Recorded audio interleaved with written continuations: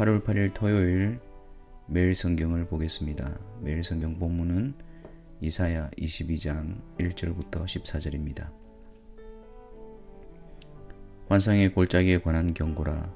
내가 지붕에 올라가면 어찌함인고, 소란하며 떠들던 성, 즐거워하던 고을이여, 너의 죽임을 당한 자들은 칼에 죽은 것도 아니요 전쟁에 사망한 것도 아니라 너의 관원들도 다 함께 도망하였다가 활을 버리고 결박을 당하였고, 너의 멀리 도망한 자들도 발견되어 다 함께 결박을 당하였도다. 그러므로 내가 말하노니 돌이켜 나를 보지 말지어다.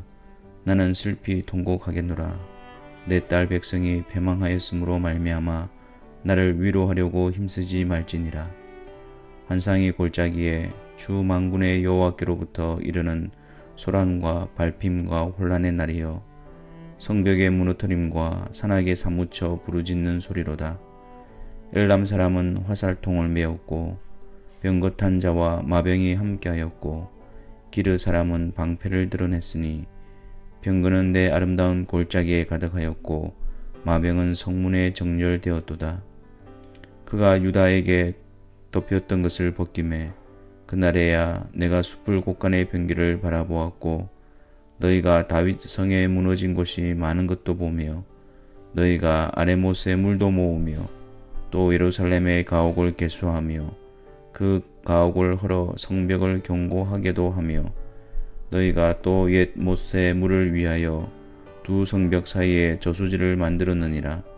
그러나 너희가 이를 행하신 이를 앙망하지 아니하였고 이 일을 옛적부터 경영하신 이를 공경하지 아니하였느니라.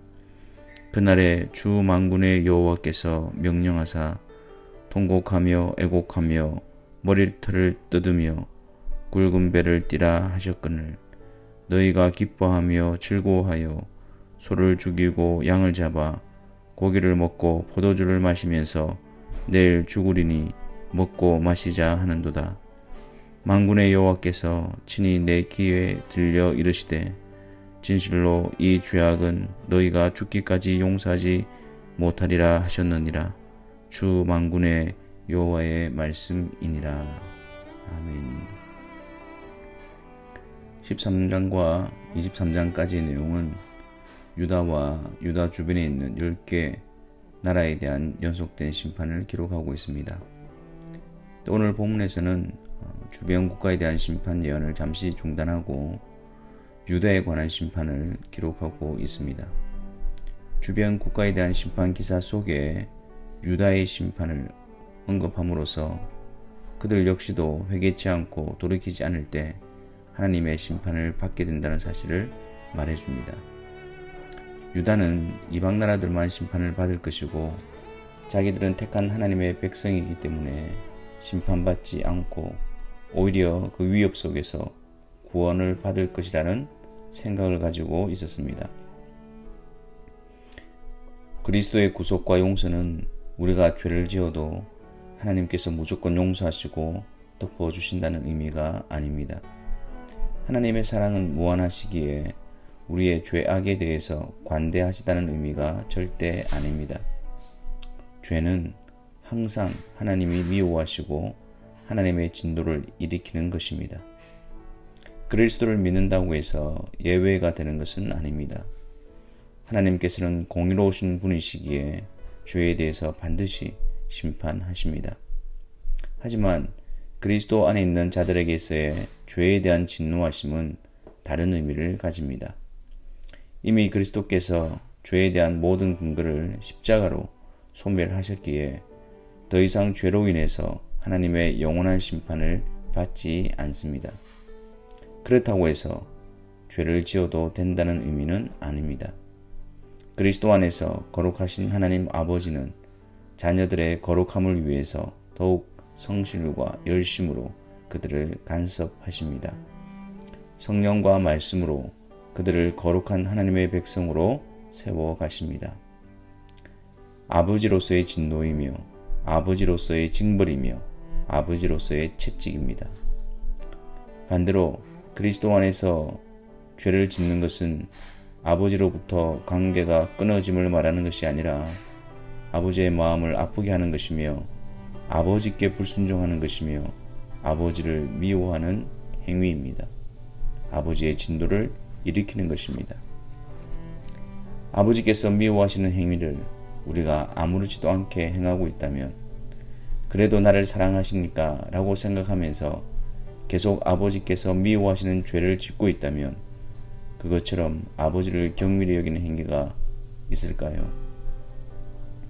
하나님의 백성됨을 내세워 하나님이 미워하시는 죄를 경히 여기고 죄악 가운데 안주해 있는 것이 아니라 하나님의 백성으로서의 죄에 대하여 경각심을 가지고 죄를 멀리해야 합니다.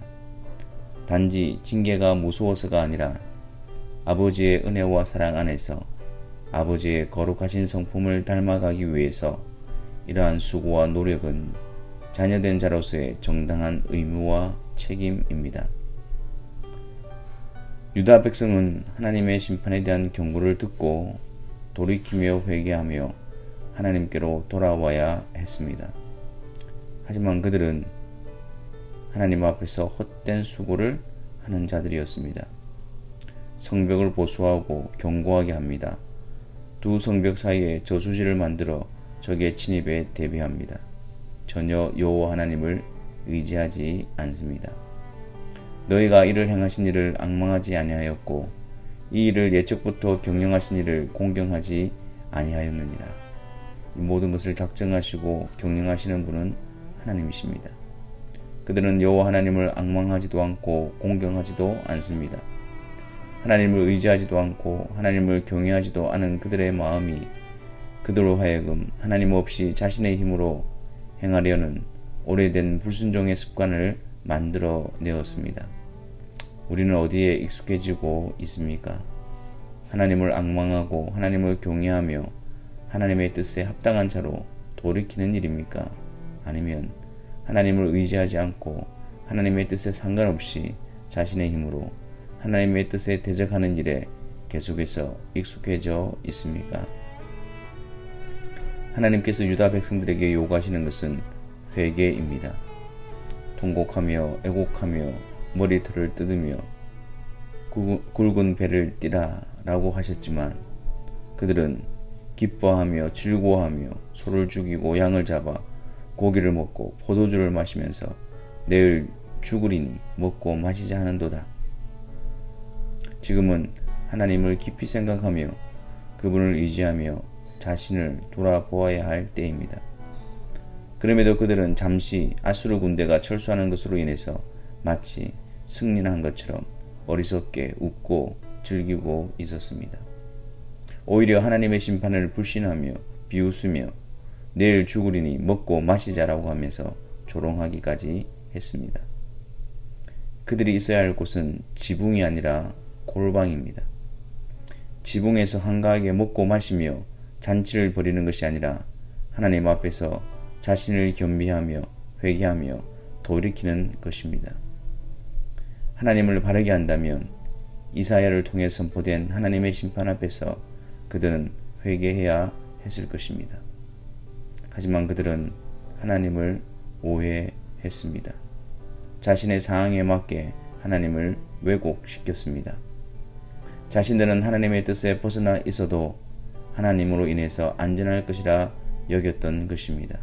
이 얼마나 이기적이며 고집스러우며 망령된 모습입니까?